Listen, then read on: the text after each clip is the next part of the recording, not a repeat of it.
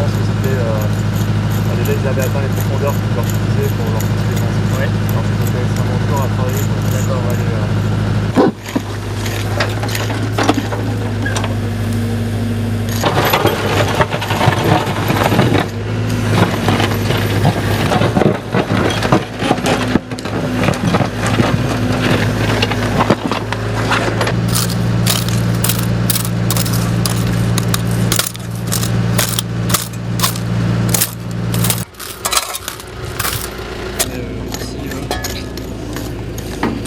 Après.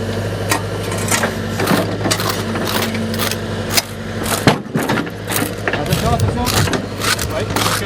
Oui, de la belle céramique à vernis noir en grec. Ouais, le site en livre beaucoup des comme ça. Ah, c'est peut-être. Ouais. Et ici vous avez là juste à côté de vous des niveaux de voie, enfin c'est niveaux de circulation en galets. Pour l'instant on vient juste de les décaper, mais on va voir en fait si ça se continue. Et sous vos pieds, là, on a éventuellement le rempart en fait, qui est en terre crue, qui a pu être effondré à cet endroit-là.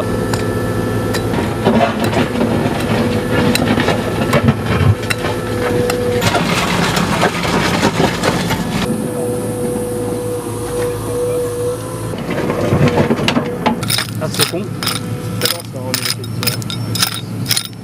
C'est l'endroit où ça a beurré, mais t'as presque le même truc que tu avais là, très limoneux, sans inclusion. C'est la fin de l'année.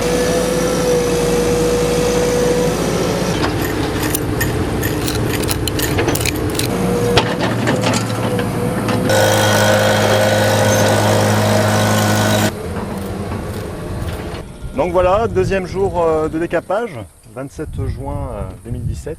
Deuxième jour de décapage sur le site de la Monnaie de Bière en programmé. Et déjà quelques vestiges, quelques résultats intéressants après une première journée de péripéties. On a dû faire face à quelques incidents techniques, on va dire, avec les pelles mécaniques, mais bon, c'est toujours pareil, hein, c'est la mise en place du chantier, il y a toujours des imprévus, des aléas. Et donc là, avec l'équipe, une petite équipe de 5 personnes, donc des collègues, hein, Maury, David, Juliette, Olympe et moi-même. Donc on suit les 2 pelles mécaniques et le principe, c'est d'enlever toute la terre végétale, la terre qui a été remaniée par les labours et qui recouvre les vestiges archéologiques. Et donc comme il y a une épaisseur quand même assez importante, eh bien, on utilise des moyens mécaniques parce que sinon c'est impossible à faire manuellement, en tout cas c'est très fastidieux. Et donc là on commence déjà à arriver un peu sur des structures assez intéressantes qui sont la continuité en fait des structures qu'on avait dégagées en 2014 sur la zone de fouille qui se trouve derrière moi. Et donc déjà quelques murs de maisons, enfin en tout cas de bâtiments qui sortent avec leurs radiers en pierre. Alors pour l'instant c'est très difficile de déterminer ce que c'est. Là on est simplement sur du repérage, un petit peu un nettoyage et on s'arrête vraiment sur le niveau archéologique. Et à partir de la semaine prochaine, une fois qu'on aura fini le décapage, avec l'ensemble de l'équipe, les fouilleurs, donc une trentaine de personnes, eh bien on attaquera la fouille proprement dite et puis on essaiera de déterminer ce qui se passe. Voilà, donc on n'est pas en avance. On a fait un petit tiers là, de la surface de la première zone à ouvrir. Et il nous reste encore une deuxième zone aussi qu'il faut qu'on attaque dans la semaine aussi également.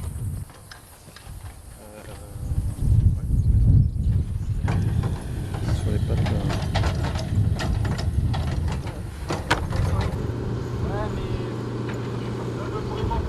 Donc voilà, après notre première semaine de décapage mécanique, l'ouverture des zones, eh bien premier jour de fouille avec l'ensemble des stagiaires bénévoles.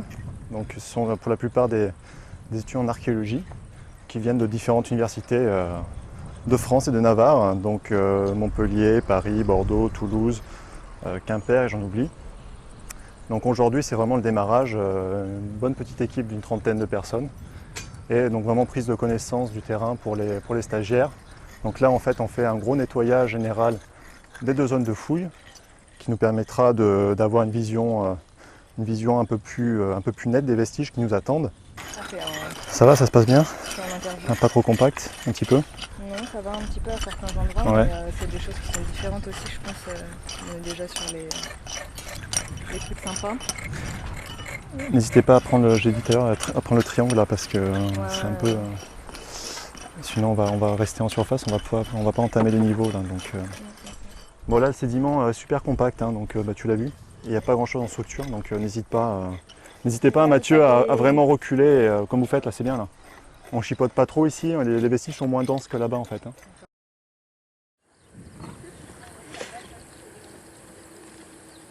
Ici, on a encore ces niveaux avec beaucoup d'inclusion, des gravillons, des petits galets, des choses comme ça. Et ici, on a un niveau qui est beaucoup plus gris, avec beaucoup moins d'inclusion de galets, de cailloutis. Donc ça, c'est probablement déjà le comblement supérieur du fossé.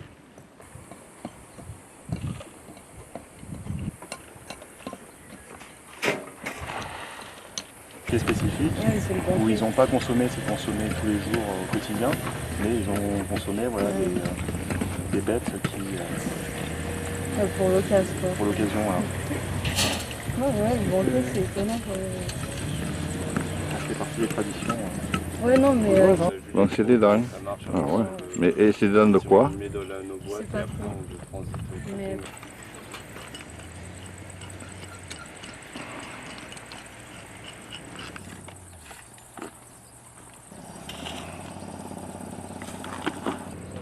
Ouais, il y a des graines.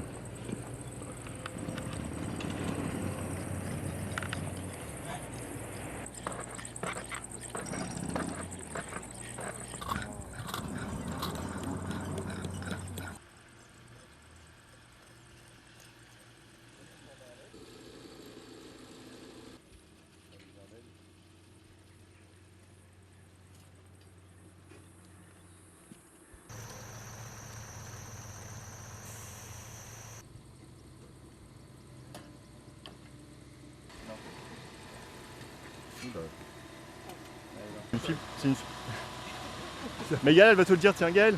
C'est une fibule en bronze, le type... On ne pourra pas définir le type parce qu'elle est cassée.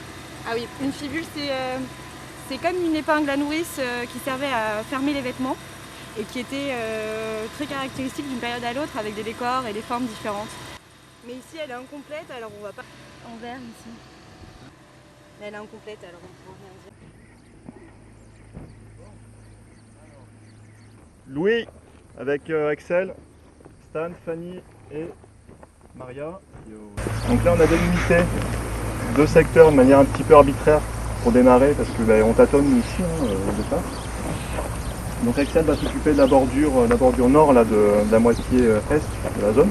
On va faire le nord ici. Et Juliette va s'occuper de la partie plutôt centrale là et la petite équipe qui sera avec moi, on testera plutôt les structures qui sont dans l'angle occidental de la zone. Simplement au niveau circulation, on évite de piétiner tout ce que vous venez de nettoyer. Sinon vous nettoierez derrière, c'est un peu bête. Donc on va garder cette bande là. On a délimité avec les fils. Donc l'accès se fait là, vous circulerez essentiellement sur cette partie là, latérale. Voilà. On y va, on se lance. Qu'est-ce qu'on l'a mis avec Axel? Et toi tu fais. Je vais demander. Bon, j'arrive.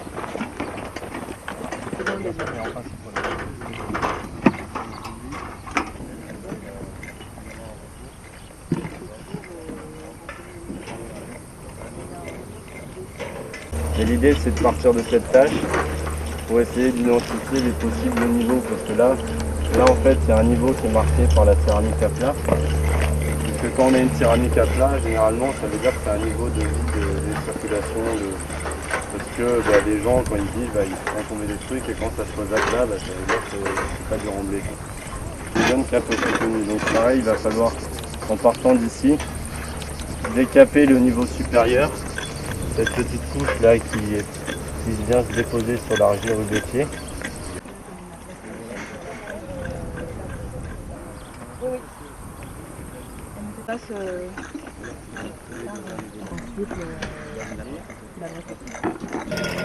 Fais gaffe de pas traverser ça là.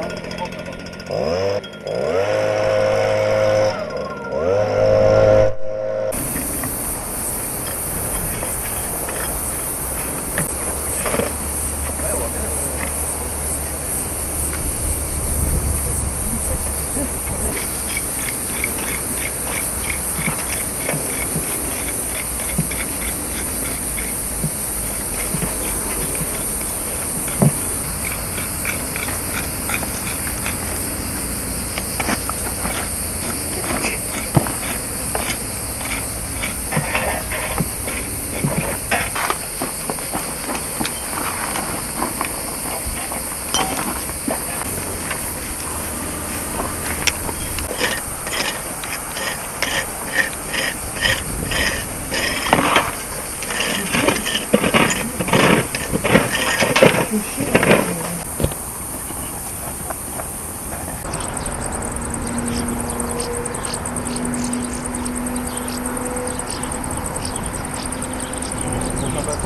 marche arrière.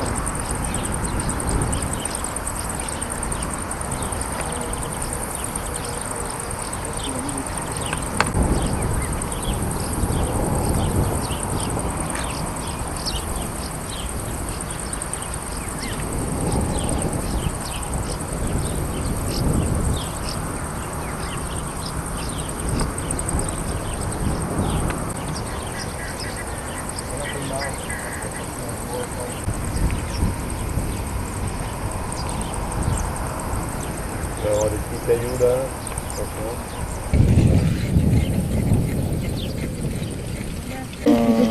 Pour les plats, c'est moi qui Moi j'en ai pas besoin là, D'accord. On revient après on éclaire. Ah, quand ça sera fini le tout le niveau quoi. C'est limité par le mur, donc là pour l'instant on est- De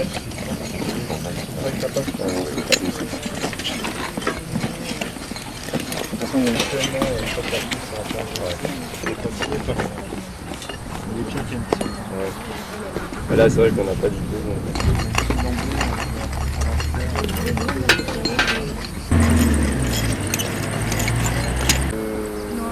C'était quoi? C'était vraiment en surface ou c'était dans le...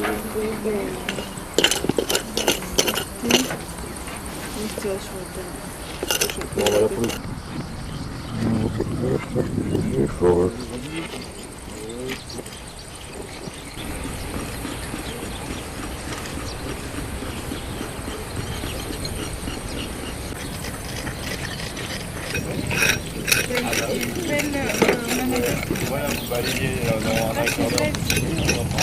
Vous l'avez... Ah ok.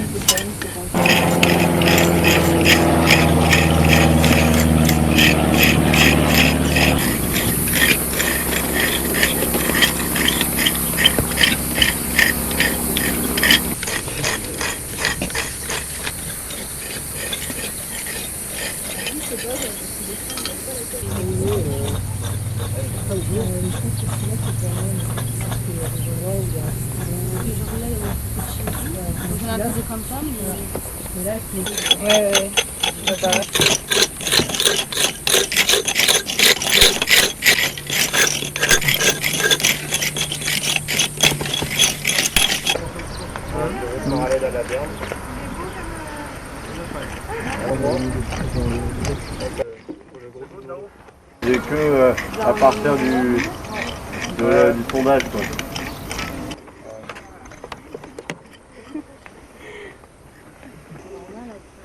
Ça va, les images vous plaisent? Ce qui se passe dans ce secteur, c'est un grand bâtiment avec une grosse zone de rubéfaction au nord du bâtiment et donc de rubéfaction qui a été brûlée. Et on voit apparaître des endroits où il y a des petits galets qui pourraient correspondre à différents foyers, donc un espace où il y a pu y avoir de la cuisson ou du feu en tout cas. C'est difficile de dire grand chose de plus et il faut être prudent sur l'interprétation. Mais on va essayer de délimiter cet espace et on n'a pas encore la limite au nord de ce bâtiment-là. Donc on va essayer de la chercher et de la trouver et surtout de comprendre à quoi a pu servir cet espace. On suppose qu'on se trouve à l'extérieur au sud du bâtiment, mais tout peut encore changer. Oui, alors tout à l'heure, en fait, on a installé des axes pour relever en coupe nos couches. Donc là, on installe nos axes avec des repères qui sont bien horizontaux, qui nous permettent après de relever les strates les unes après les autres au fur et à mesure de la fouille. De restituer en fait la stratigraphie dans l'ensemble de la fouille. Donc c'est un petit peu fastidieux là parce qu'on fait des coupes qui sont très longues, faire en sorte de recouper toute la zone pour avoir des grandes séquences stratigraphiques et pouvoir ensuite faire les raccords entre différents secteurs. Et là, dans cette partie ici, c'est encore assez flou ce qui se passe par rapport à la partie plus orientale. On a les habitats avec des maisons d'habitation qui vont vraiment sortir. Là, on est sur un autre type d'espace. Et visiblement, on n'est plus sur de la voirie. En fait, les collègues là-bas au fond sont en train de dégager un niveau de galets qui est assez bien organisé, avec des tessons écrasés par terre en surface. Ça, c'est le niveau de circulation, qui a l'air assez large. On est sur plus de 5 mètres de large, qui est important. Et a priori, on est sur la période d'occupation principale du site, donc 6e, 5e siècle avant Jésus-Christ. Et ça serait la première voie, le premier chemin dûment identifié à la Monédière. Donc plutôt intéressant. Et là, on se trouve dans l'axe de la porte d'entrée qu'on avait fouillée en 2014. Donc probablement un niveau de circulation qui est lié à cette entrée. Donc ça, c'est super intéressant pour nous.